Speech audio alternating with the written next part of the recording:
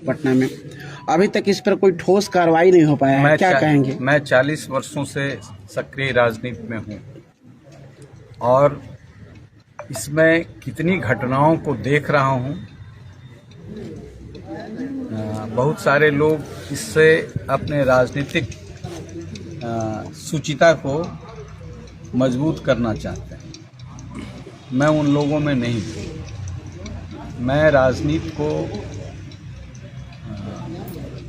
सृजन का साधन मानता हूँ। इतनी घटनाएं हुई हैं। मेरे पिताजी का देहांत हो गया था, मैं उसमें व्यस्त था, फिर भी उस गांव के लोग मेरे पास आए और पहला काम मैंने जिलाधिकारी पटना को, रुद्रेश मुखिया भी थे, नवीन मुखिया भी थे और दसियों लोग उस गांव के हमारे साथ पहले जिस दिन ये घटना हुई उसके तीसरे दिन आए थे। मैंने जिलाधिकारी पटना से बात किया और हमने कहा कि पोस्टमार्टम जो हो वह मेडिकल बोर्ड से हो।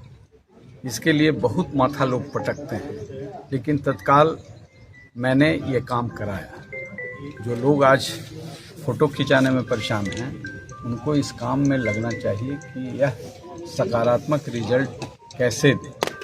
और उस दिन भी मेडिकल सुपरिटेंडेंट से लेकर के प्रिंसिपल को सबको मैंने कहा, इन लोगों को भी कहा कि आप किसी भी कीमत पर, मैं धन्यवाद देता हूं उन छात्रों को जो संवेदनशील थे और प्रशासन में कुछ ऐसे भेड़िए जो बैठे हुए हैं जिनके खिलाफ जो आंदोलन चलाया, तो उनको धन्यवाद देता हूं। बाकी लोग राजनीति जो कर रहे हैं वो करें, किसी पर रोक नहीं है। एसआईटी इतना जल्दी गठन हुआ है कभी? जिस दिन मेरे पिताजी के श्राद्ध में डीजीपी आए हुए थे उस दिन भी मैंने कहा कि एसआईटी का गठन हो और तुरंत एसआईटी का गठन हो गया। जिस दिन एसआई की टीम पतियामा गई थी, मैं 3 घंटा पतियामा में बैठा रहा। कुछ जो मटेरियल कलेक्ट था जिससे ये चीज़ें हो सकती हैं, लीपा पोती तो हर काम में होता है, कुकर्मी तो बैठे हुए हैं ही, लेकिन सुकर्मी भी हैं, गायत्री परिवार से प्रेरित लोग भी हैं।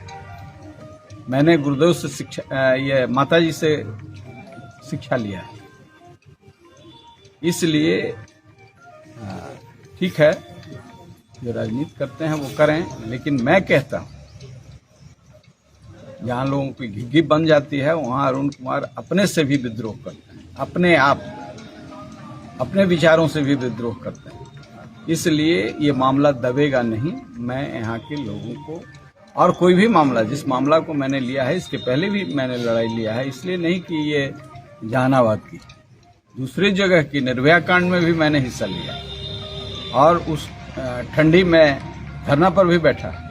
लेकिन जहां दबने की बात हो, मैं सरकार में हूं, मैं सरकार की ओर से आश्वस्त करता हूं कि इसमें कोई नहीं बचेगा, चाहे वो पदाधिकारी हो चाहे कोई।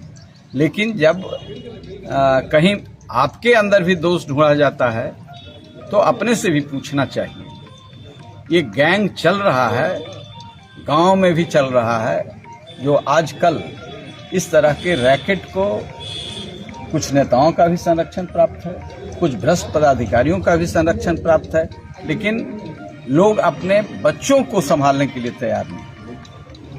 ये सबसे दुखद बात है। आज पहले गांव के लोग भी बच्चे कौन सा कार्य कर रहे हैं उस पर उनकी तीखी पैनी नजर रहती थी। अभी तो लगता है कि हमारे बेटी डॉक्टर क्या हो जाएगी, वो दुनिया की महामानव हो जाएगी। भाई आपको भी तो अनुशासित होना चाहिए, खुद को भी तो अनुशासित करना चाहिए।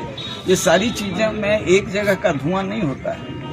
लेकिन अभी जो तात्कालिक बात जिस पर आपने प्रश्न किया, इसका पूर्ण रूप से सुधार तभी संभव है जब आप शिक्षकों को सम्मान दीजिए। गुरु श्रेष्ठ है, उस परंपरा को पूजिए।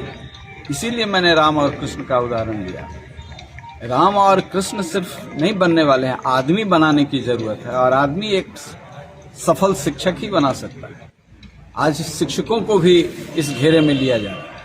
इसलिए आत्मचिंतन होना चाहिए समाज को, राजसत्ता को और स्वयं व्यक्ति को भी कि हम आदमी हैं कि नहीं है। तो ये जब तक नहीं होगा तब तक संपूर्ण रूप से नष्ट नहीं होगा। ये घटना है, रोज घटनाएं हो रही हैं, कुछ दब रही हैं, कुछ बाहर आ रही हैं। इसलिए जरूरत है कि हम सचरित्र व्यक्ति का निर्माण करें, और वो शिक्षक ही कर सकता है।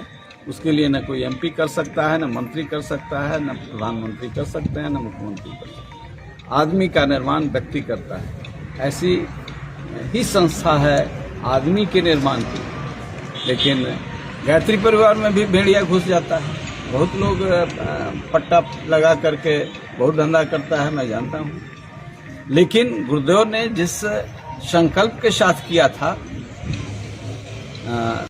में ऐसा पित्तधारी कोई करता है तो उसको सजा तुरंत मिल जाती है।